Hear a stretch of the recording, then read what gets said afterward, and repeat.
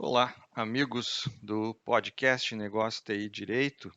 E faz alguns dias que eu não posto nenhum episódio novo, mas não é por má vontade não, gente. É por acúmulo de trabalho e projetos e novas demandas de clientes que eu estou envolvido. Então o tempo está curto, está escasso. Que bom, né? Graças a Deus, bastante coisa para fazer. Mas particularmente hoje eu estou muito feliz, inclusive com o título desse episódio que eu estou trazendo, dividindo com vocês, que é privacidade, quem cuida fideliza. E ele nasceu a partir de um convite para um workshop que eu recebi de uma associação de vinculada ao setor de tecnologia. E, e basicamente o que eles me pediram é assim, Regis, a gente gostaria que tu falasse sobre segurança da informação, sobre privacidade, mas sem falar de LGPD. É possível? Eu passei acho que uns 20 ou 30 dias matutando comigo mesmo como isso seria possível. E fiquei muito feliz porque eu fiz realmente uma apresentação com esse título desse episódio, sem falar de LGPD, mas falando de LGPD.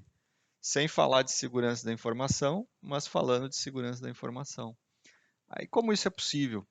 Bom, gente, é, essa minha reflexão sobre privacidade e sobre buscar a essência do que quer dizer privacidade me fez refletir muito mais sobre a LGPD atualmente, mas muito mais. E, obviamente, quem já me escutou em outros episódios, repara o quanto eu tento fugir da mesmice jurídica ou do tecniquez, porque, porque não é isso a essência.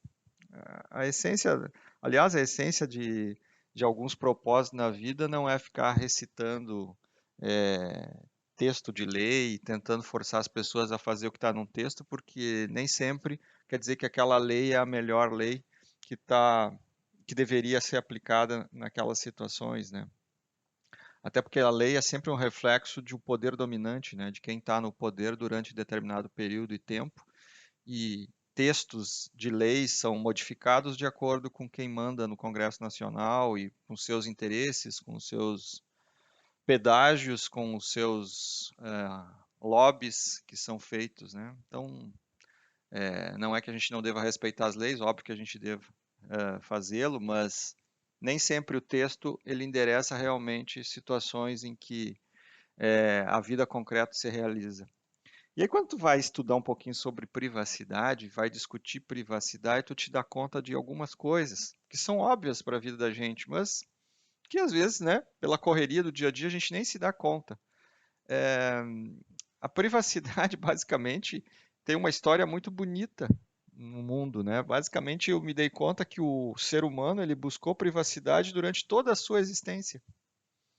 O ser humano deseja privacidade a todo custo. E isto é inerente à própria formação do ser humano. É um lado até meio egoísta, meio intimista, mas é exatamente isso que o ser humano busca em vários momentos da sua vida.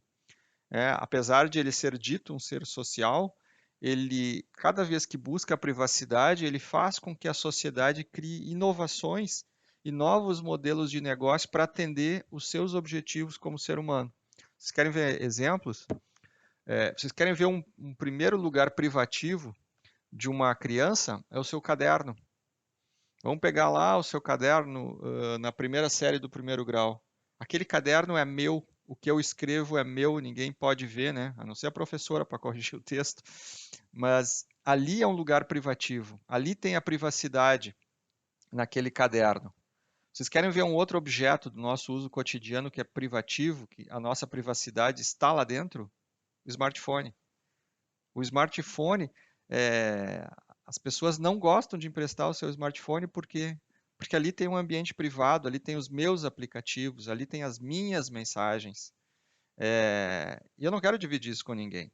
Da mesma forma, o notebook tem o meu ambiente, os meus e-mails, seja corporativo ou não, é um ambiente privado, é privativo. Vocês querem ver um desejo de consumo mais privado do que o automóvel? A gente poderia pegar transporte público, né? A gente pode fazer o mesmo deslocamento de A para B usando um trem, usando um ônibus, mas o ser humano, na sua grande maioria, quer o automóvel. Por quê? Privacidade.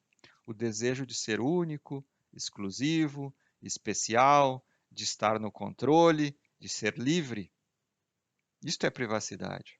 Vocês querem ver um outro exemplo do nosso cotidiano em plena pandemia? Todo mundo está numa live, alguns abrem a câmera e outros não. Ficam com o vídeo fechado. O que que é fechar o vídeo? Direito à privacidade. Eu não quero mostrar como é o meu ambiente onde eu estou, o que eu estou fazendo, se eu estou ou não estou, se eu estou ou não estou prestando atenção na live, ou na reunião. É direito à privacidade. E às vezes a gente nem se dá conta. Então, quando a gente vai falar desse desejo do ser humano, é ele que provoca vários saltos de evolução econômica, de negócios e de inovação. E nem sempre foi assim. Na Grécia Antiga, sexo, amamentação era praticada em lugares públicos. Hoje, a mãe, quando quer amamentar um filho, inclusive tem ambientes públicos que criaram este espaço para a privacidade da mãe. Veja, olha a evolução do ser humano em séculos de existência. Ou, sem falar nos banheiros públicos, onde as pessoas faziam suas necessidades uma ao lado das outras. Hoje nós temos ambientes privativos para isso, inclusive dentro da nossa casa. A própria confissão da Igreja Católica, que começou lá na Idade Média, que foi imposta a todo católico, era o seu momento privado de fazer as pazes com Deus. A cama era um objeto de consumo e de centro das atenções na Idade Média, onde visitantes e moradores dividiam a mesma cama para dormir à noite. Isso, inclusive, foi o fato que desencadeou a peste negra na Idade Média e que matou milhões de pessoas, assim como a gente está vivendo hoje a pandemia aqui. Por quê? Porque as pessoas compartilhavam péssimos hábitos de higiene na mesma cama, porque não tinha um ambiente privativo. Aí nascem os quartos, camas separadas, para que se mantivesse a privacidade. Mas o mais interessante é quando a gente se dá conta de que o simples fato da gente ler um livro, se imaginem lendo um livro, duas pessoas lendo o mesmo livro, vocês acham que o mesmo pensamento percorre a imaginação da mesma forma dessas duas pessoas? Não. Ou seja, o ato de ler um livro é um ato íntimo de privacidade que me transmite emoções, sentimentos que não podem ser compartilhados com os outros. É meu, é extremamente íntimo. E aí, quando eu me dou conta disso, eu faço um link com a era do cliente. O que nós estamos vivendo hoje, gente? O que o mundo moderno está vivendo? Não necessariamente a pandemia. Nós estamos vivendo uma digitalização acelerada de tudo. É mais fácil comprar pelo smartphone, pelo computador, teleentrega, cliente é muito mais esperto, muito mais inteligente para pesquisar e comparar preços. Então, de certa forma, nós estamos vivendo hoje aquilo que a gente chama no marketing 4.0, que é o livro do Philip Kotler, A Era do Cliente. Mas como assim a era do cliente, gente? Olha só, nós tivemos na década de 60, bastava ter um produto, uma máquina de lavar louça, uma máquina de lavar roupa, uma geladeira, as pessoas compravam. O que interessava era apenas o preço e existir o objeto. À medida em que nós vamos evoluindo na sociedade, década de 70, 80, o que o consumidor, na sua ótica, começa a valorizar? Qualidade. Opa, espera aí. Quando eu for comprar uma televisão, uma geladeira, eu vou escolher a de melhor qualidade que me preste um melhor serviço. Aí eu começo a colocar novas variáveis para escolher produtos. Aí eu vou para a década de 90, início dos anos 2000. Eu já não coloco só preço, qualidade e serviço. Eu já quero saber qual é a marca, qual é o propósito, qual é o valor agregado, qual é o benefício, qual é a garantia, se esta empresa ela combina com os meus valores, ou seja, se o propósito dela combina com a minha cabeça, né? E aí nós vamos agora para o tempo atual. O que é o tempo atual? O que as pessoas estão valorizando hoje? E aí vem o conceito matador para conectar com privacidade e fidelização de clientes. O índice de reputação ESG. Vocês já ouviram falar do índice de reputação ESG? É uma tríade que fala o seguinte: toda organização hoje precisa respeitar alguns critérios para ser considerada uma boa organização que tem uma boa reputação de mercado e que respeite ambiente, que não produza lixo em demasia e que não faça adequadamente esse tratamento de lixo, que consuma água de forma equilibrada, que não gaste, que preserve o meio ambiente, que cuide do clima, porque a gente sabe o quanto o clima tem nos impactado. A gente se preocupa com o critério da governança, né, que é o G do ESG, ou seja, se ela cuida de várias coisas relacionadas a, por exemplo, transparência fiscal, se não é uma empresa corrupta, se ela faz gestão de riscos, se ela respeita os direitos dos acionistas quando são empresas de capital aberto, os pequenos acionistas, por exemplo, e tem o lado social, que são as empresas que respeitam seus colaboradores, que tratam bem, que geram impactos positivos na comunidade, que têm responsabilidades com seus clientes, que cuidam de saúde e segurança. Isso são os critérios ESG. Só que quando eu jogo privacidade sobre esses três critérios, gente, nós estamos falando do lado social das organizações, porque um dos pilares do lado social das organizações é garantir a privacidade e segurança dos dados dos funcionários e clientes. E todo investidor hoje, seja brasileiro ou estrangeiro, começa a olhar para isso como pilares de boa reputação. Vale ou não vale a pena investir nesta ou naquela empresa? Será que ela consegue manter fiéis os seus clientes? Mas o que os clientes hoje procuram? O que os clientes procuram é empresas com responsabilidade social e que respeitem os seus direitos de privacidade. Por quê? Porque tudo agora é digital. Se é digital, eu estou me expondo mais. Se eu estou me expondo mais, eu quero que as organizações agora protejam meus dados, porque eu vou entregar para elas os meus dados para realizar a transação.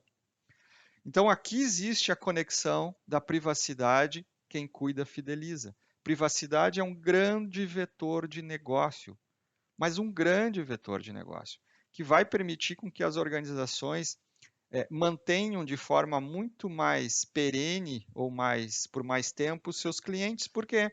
Porque o cliente passou a valorizar, logo depois de qualidade, valor agregado e benefícios de comprar produtos e serviços, em quarto, isso é uma pesquisa de 2019, feita pela KPMG, em mais de 20 países, o quarto indicador, com 67%, é: esta empresa tem segurança e privacidade dos dados? Então é uma boa empresa para mim comprar. Então, eu estou falando de vocês de negócios, de futuro, de privacidade, sem falar da tal LGPD, que alguns já devem estar cansados de ouvir, né? Por quê? Porque privacidade é um belo do negócio. Mas como a gente faz isso? Bom, como a gente faz isso, né? Só para quem participar desse meu workshop aí, vai escutar como a gente faz a passagem dos comos, né? Porque é o que todo mundo quer saber. Como eu faço isso, né? Tem vários jeitos de fazer esse como e melhorar a relação com os clientes. Mas eu só queria trazer esse aspecto de que LGPD ela é uma consequência dos modelos de negócios atuais, que agora existe um índice de reputação chamado ESG para olhar se a empresa aponta ou não aponta para isso. Só para vocês terem uma ideia, se vocês forem na Bolsa de Valores brasileira, B3, vocês vão ver que já tem 95 empresas listadas na bolsa com índice ESG. Então, é só vocês olharem quem são as 10 primeiras, vocês vão perceber como essas empresas se relacionam com privacidade, com ambiente e com governança. Se são empresas boas ou não são boas de investir. Então, fica a dica. Vocês estão dentro de empresas, estão ajudando empresas a se adequarem à LGPD, comecem a conectar com o índice ESG e vocês vão descobrir que é fundamental para as empresas, para os seus negócios e para o seu futuro. Um abraço e até o próximo episódio. Tchau, tchau.